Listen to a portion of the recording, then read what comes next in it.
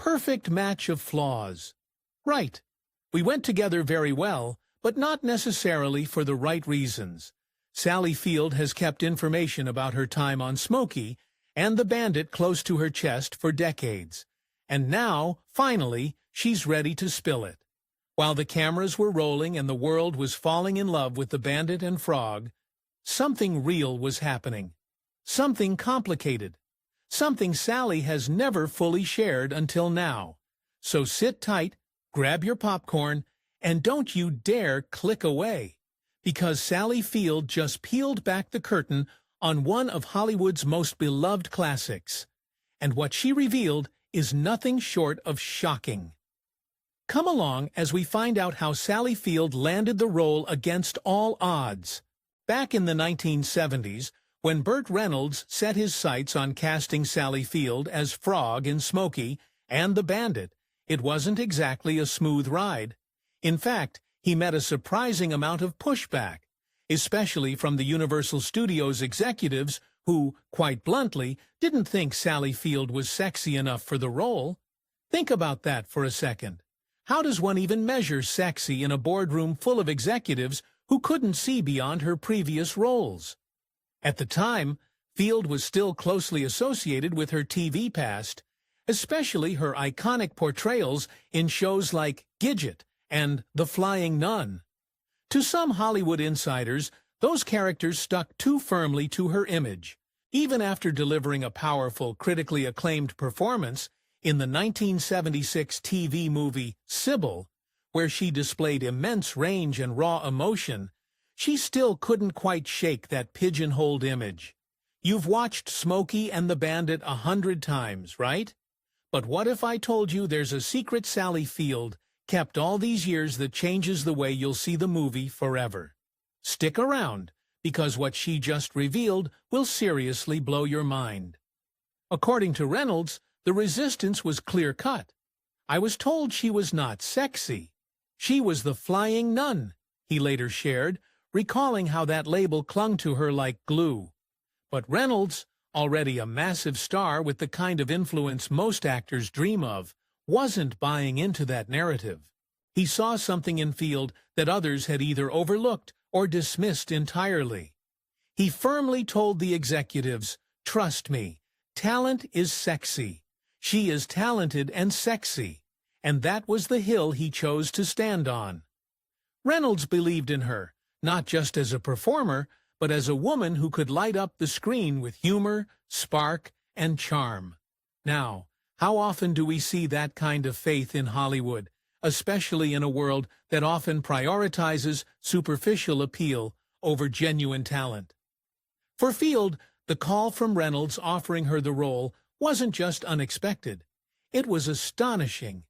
Imagine sitting by your phone feeling unsure about how the industry perceives you, and suddenly one of the biggest stars in the world personally reaches out to say, "I want you for this."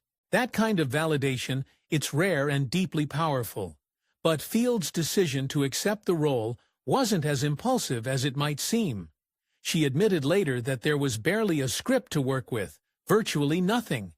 There was virtually no script. There was virtually no script, she repeated for emphasis in a 2018 interview, almost as if trying to wrap her own head around the leap she took. She thought the little material she had read was terrible, so why did she still say yes?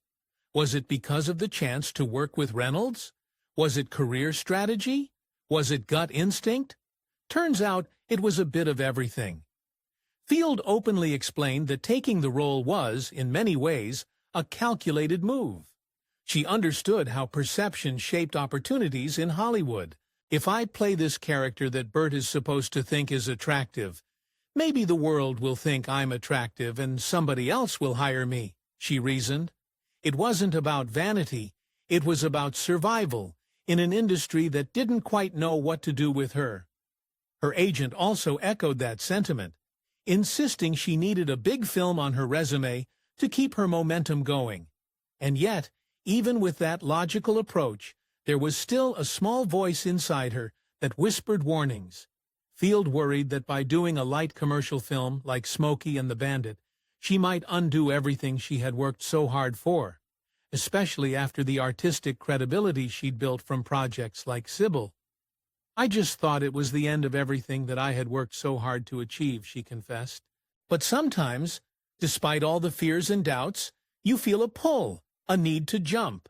There's just a part of me that I respond to and go, okay, let's just jump off the cliff," she said. And that's exactly what she did. Sally Field was 30 years old when she took that leap in 1977.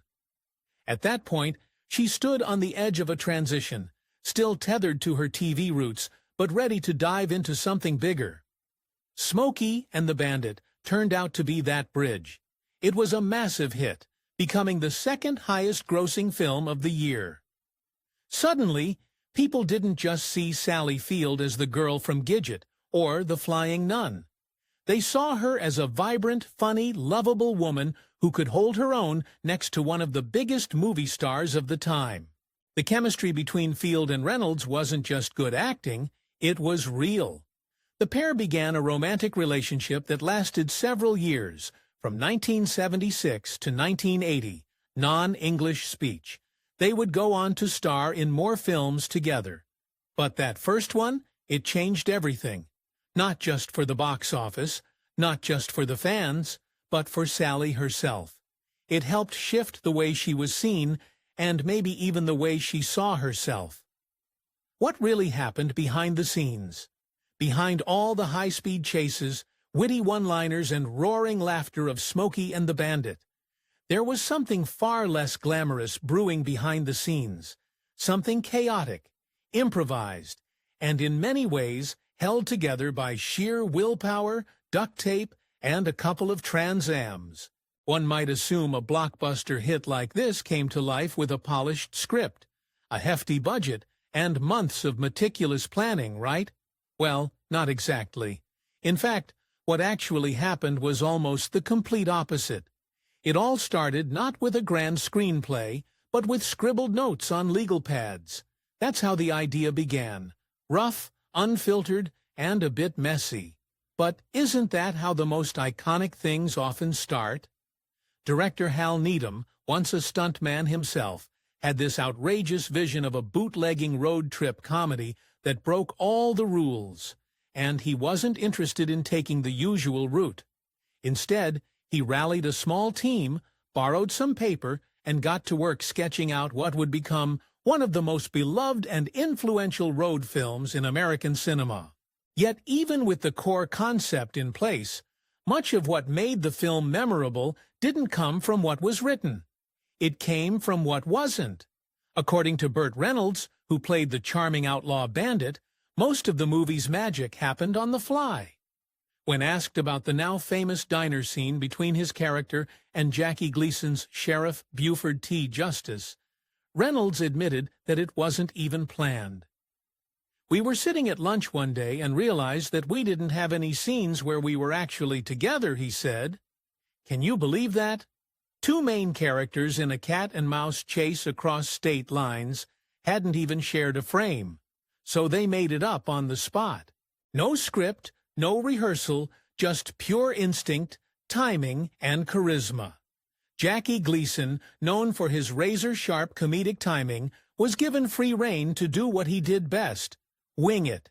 It's been said he improvised about 75% of his lines. One of those unscripted gems was when he demanded a Diablo sandwich and a Dr. Pepper. The line has become legendary, even though no one really knows what a Diablo sandwich actually is. But that was the thing about Smokey and the Bandit.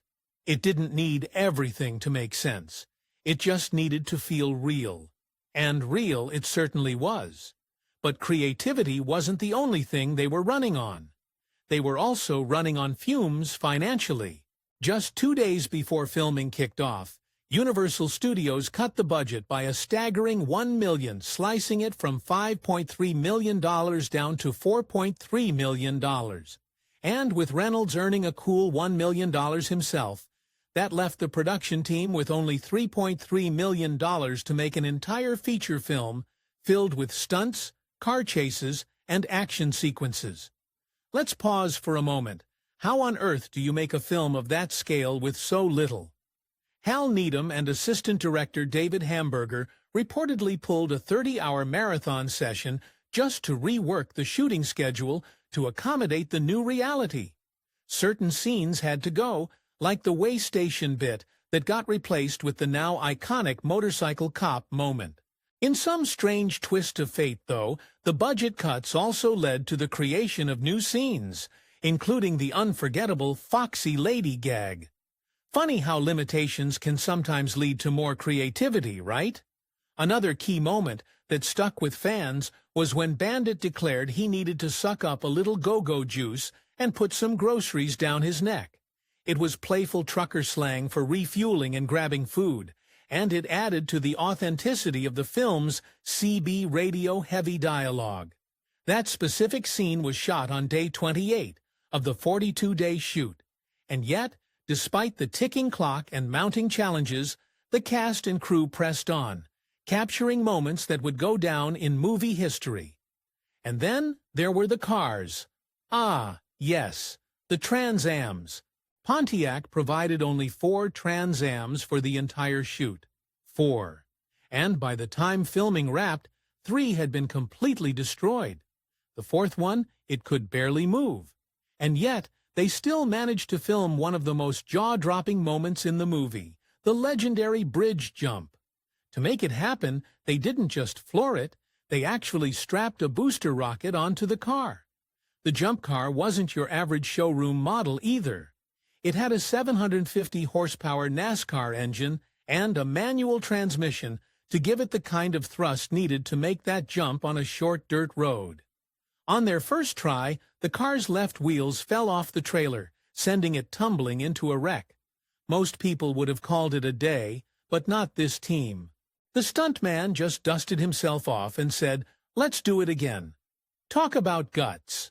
When you peel back the curtain on Smokey and the Bandit, you find a story that's just as thrilling and unpredictable as the movie itself. It's a tale of a scrappy crew working with limited resources, a little planning, and a whole lot of heart. And maybe, just maybe, that's what made the film so special. Because when people pour every bit of themselves into a project, improvising lines, rewriting schedules, blowing up cars, you can feel it. And it's that raw, unfiltered energy that still resonates with audiences decades later. That's why we're going deeper, peeling back the layers to uncover not just what made this film iconic. So keep watching, because what we're about to reveal will make you see Sally and Bert's relationship in a whole new light. The truth about Sally and Bert's relationship. From the moment Sally Field and Burt Reynolds met on the set of Smokey and the Bandit, something electric sparked between them. It was one of those moments you only see in movies. Fitting, since that's exactly where it all began. According to Sally, there was an instant and intense attraction, the kind that didn't need to be spoken aloud, because it simply radiated between them. In her memoir, In Pieces, she opened up about how quickly that magnetic pull turned into something deeper. And Burt, he didn't hold back either. He made it clear time and time again, in interviews long after their relationship had ended, that Sally wasn't just another co-star. He went so far as to call her the love of my life. Who could ignore a declaration like that? Their on-screen chemistry wasn't just good acting, it was real, raw, and undeniable. Audiences felt it. You could see it in every glance, every playful exchange, every pause that lingered just a second too long. But what people didn't see was what went on once the cameras stopped rolling. Because as bright and dazzling as their connection was in public, behind the scenes, their love story was far more complicated. Sally described Burt as complicated, a man who could be charismatic and warm one minute, and controlling and distant the next. She spoke candidly about how he tried to shape her, saying he seemed determined to mold her into the woman he imagined she should be, rather than embracing the woman she already was. And isn't that something many people can relate to? Being loved for the idea of who you might become, rather than who you truly are. Their romance, which lasted from 1976 to 1982, wasn't some whirlwind fling. It was a slow burn, passionate, intense, and sometimes painful. Over those years, they didn't just share a personal bond. They shared a professional one too, starring together in 4 films, working so closely under the glare of the spotlight only intensified the pressure. Sally has reflected on how Bert's personal struggles added another layer of difficulty. He battled demons that not everyone could see, especially his issues with prescription medication. These challenges didn't just affect him, they affected everyone close to him. And Sally, being who she is, didn't shy away from telling the truth, even if it was uncomfortable. Was it all bad? No, of course not. There were moments of genuine love, laughter, and connection. After all, people don't call someone the love of their life for nothing. Bert adored her, that much was clear. And Sally, in her own way, cared deeply for him, even if she eventually realized that love wasn't enough to fix what was broken. What's perhaps most heartbreaking is the way time added even more weight to their story. Years later, Bert continued to speak about Sally with a sense of longing and regret, as though he knew he had missed out on something truly special. Meanwhile, Sally, with the clarity and strength that often comes with age, looked back, not just with nostalgia, but with honesty. She wasn't afraid to speak her truth, to lay bare the reality of a love that was both beautiful and bruising. And isn't that what makes their story so compelling? That it wasn't perfect. It had cracks and sharp edges. That it was real. The part that still raises more questions is about to be answered. It's the moment everything fell apart. The moment they never spoke again after 1995. Stick around, because what really happened next might just leave you stunned. Why they never spoke again after 1995. In a series of reflections that left many fans with more questions than answers, Sally Field opened up about the long and complicated history she shared with Burt Reynolds, both on-screen and off. According to Field, the final time they spoke was way back in 1995. After that, she said, the lines of communication between them went completely silent. Imagine that, 2 people who once shared not just the spotlight, but also a romance that tabloids couldn't get enough of, never speaking again for over 2 decades. And when Reynolds passed away in 2018, many naturally assumed she would be there to pay her final respects. But Field shocked the public when she made it very clear that she chose not to attend his funeral. Why she didn't dance around the truth. In interviews that followed his death, she said plainly, "There was a reason I didn't go." Just like that, no sugarcoating. Her words carried a quiet weight, one that suggested layers of emotional history that even the public hadn't been fully privy to. And if fans thought their romance had been all sparks and cinematic magic, Field dropped yet another unexpected truth bomb. Despite their real-life relationship, she confessed that their on-screen kisses didn't exactly set the screen or her memory on fire. "I don't remember our kisses being that fabulous," she admitted with a kind of disarming honesty that only comes from years of hindsight and hard-won self-awareness. Can you believe that? Hollywood's golden couple remembered for their undeniable chemistry. And yet she says the kisses were just okay? It's the kind of statement that makes you do a double take, isn't it? But it doesn't stop there.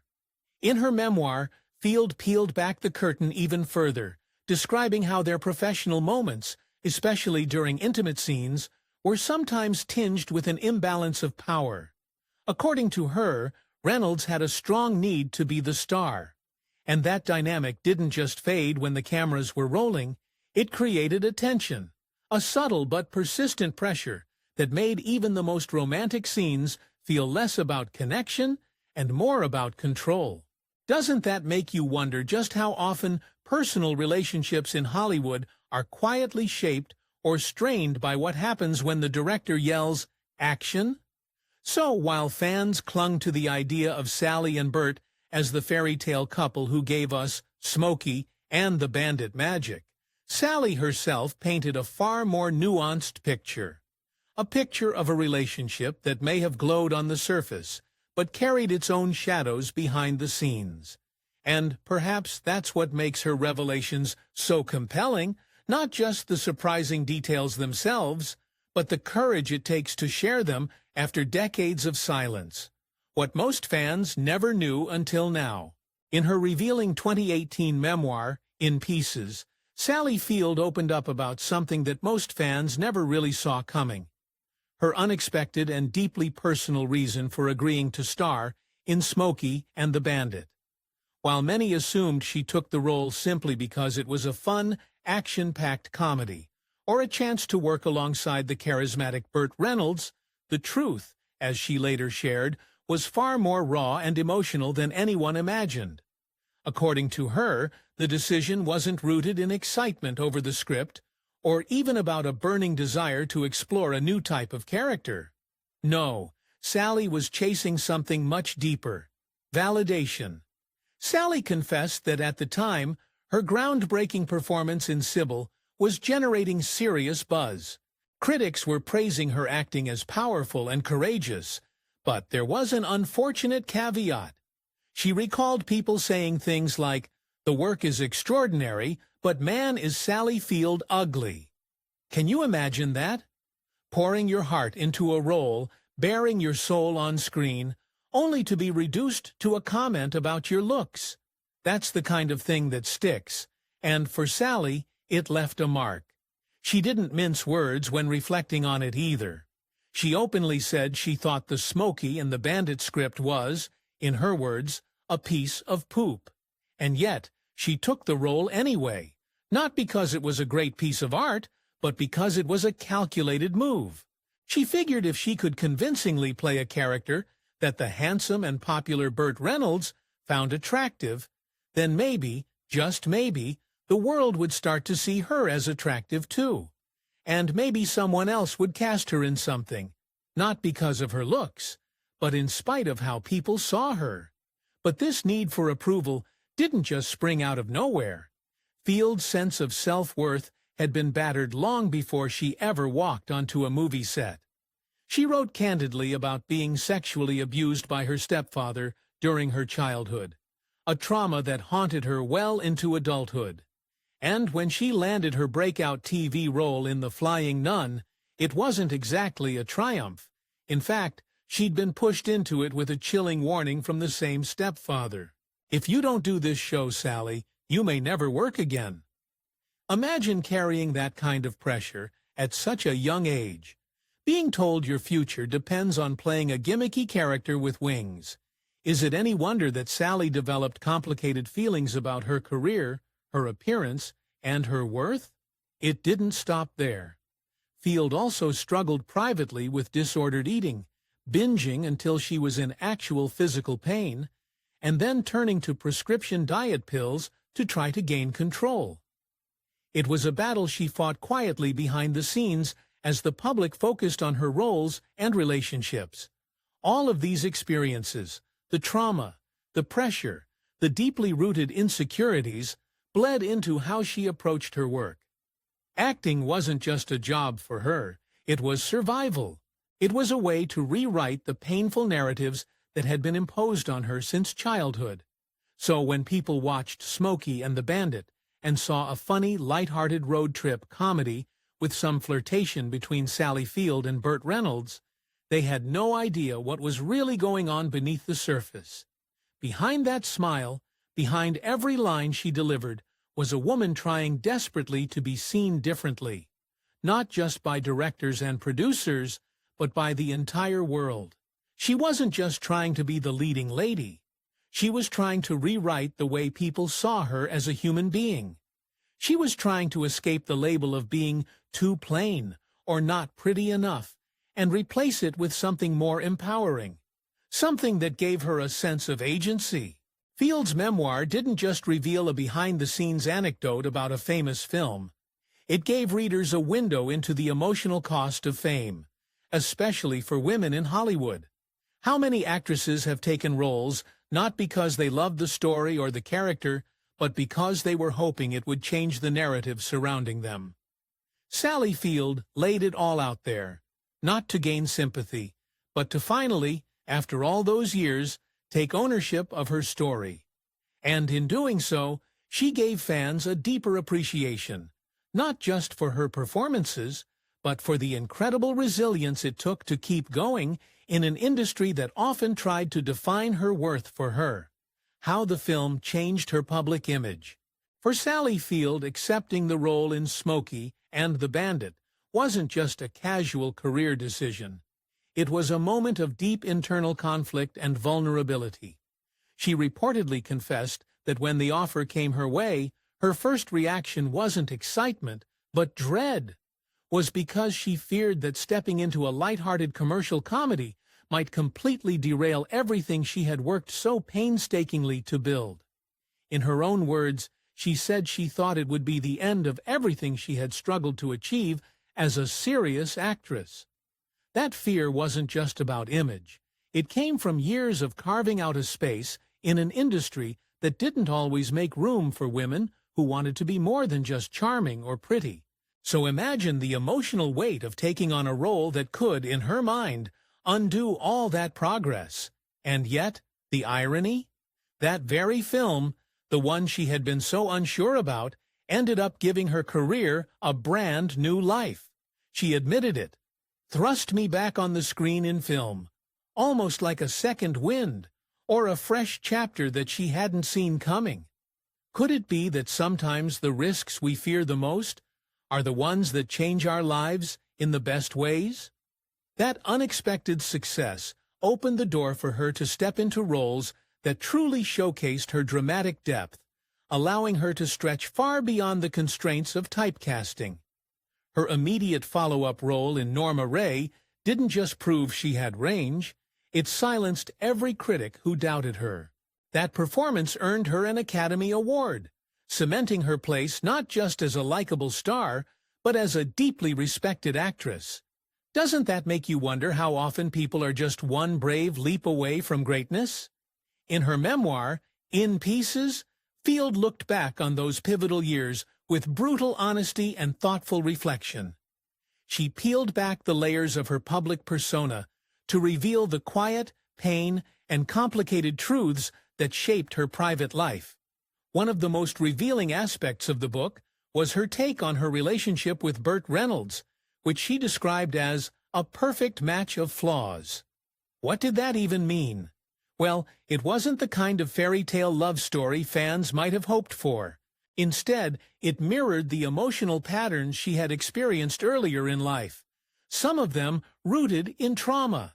She even made the chilling comparison between her younger self, who had once felt so trapped and voiceless, and the grown woman who, despite her success, found herself repeating those same emotional dynamics in adulthood. I was a grown-up version of the child wrapped in plastic dry-cleaning bags, she wrote. How haunting is that image? Field didn't shy away from admitting that she had fallen into what she called pre-programmed behavior during her time with Reynolds. It wasn't necessarily love in the healthy, mutual sense. It was something more complicated, more psychological. It was as if she had been blindly pulled into a relationship that felt eerily familiar, though not necessarily safe or nourishing. And yet, in sharing that, she wasn't casting blame or trying to stir scandal. She was simply being truthful about how trauma can quietly shape the choices we make, even when we're not fully aware of it. Her willingness to go there, to dissect the messy undercurrents of both her personal and professional life, adds a depth to her legacy that goes far beyond the screen. Sally Field didn't just play roles. She lived through them, wrestled with them, and eventually used them to better understand herself. Isn't that what makes a truly great actor? Not just the ability to perform, but the courage to reflect. And in doing so, she gave audiences not just characters to root for, but a story of resilience that quietly inspires long after the credits roll.